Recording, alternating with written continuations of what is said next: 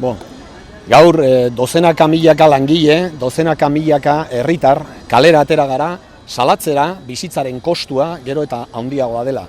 Erregaien prezioak, elikagaien prezioak, etxe bizitzaren prezioak gora eta gora ari direla, eta soldatak, langileon soldatak, ez direla inondik inora neurri berean hazten ari. Gaur dozenaka milaka langile, dozenaka milaka herritar kalera atera gara, salatzera, halaber, bakarren batzuk oraingo honetan ekialde hurbilean abiatu dituzten gerrak bizitzaren kostua oraindik ere gehiago handitzen ari direla. Eta gaur dozenaka milaka langile eta herritar kalera atera gara, esatera, aldarrikatzera, koiuntura ekonomiko honi aurre egiteko neurri ekonomikorik eraginkorrena hain justu dela soldatak igotzea eta gure errealitate sozioekonomikoari egokituko zaion gutxieneko soldata propio bat esartzea. Hemen argi eta ozen salatu beharra dago. Badago, oinarrizko problema bat. Hemen Euskal Herrian bizitzaren kostua estatuarena, baina 20% handiagoa da, altuagoa da. Baina hemen gutxieneko soldata hori estatuko berdina da. Eta hau ez da bat ere bidezkoa. Honek ondorio argi bat dauka, pobrezia laborala. Lan eginagatik, soldata bat edukiagatik, hilabete bukaerara iristeko, gero eta zailtasun handiagoak dituzten langileak.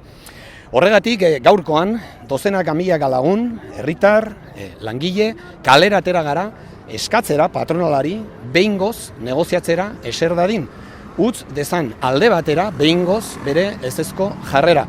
Eta halaber, kalera atera gara, eskatzera Gasteizko eta Iruñako gobernuei ez diezaioten bizkarra eman gehiengo batena den aldarri honi, zilegia den aldarri honi, eta behar sozial lehen mailako bat den aldarri honi.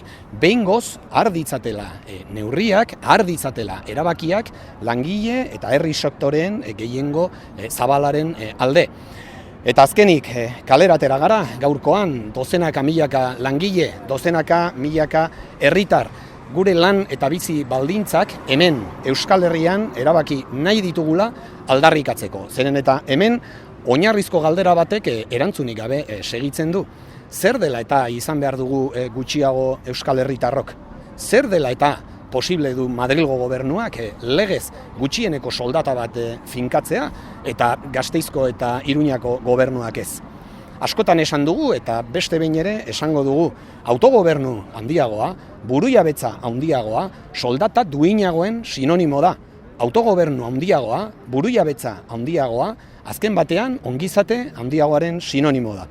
Bukatzeko Euskal Herria Bildu egongo da gaur dagoen tokian eta beti egon den tokian. Langile eta herri sektoreen alde, emakumeen alde, pensionisten alde, gure gazteen alde, azken batean soldata eta bizitza duinagoen alde borrokatzen diren horien guztien aldean.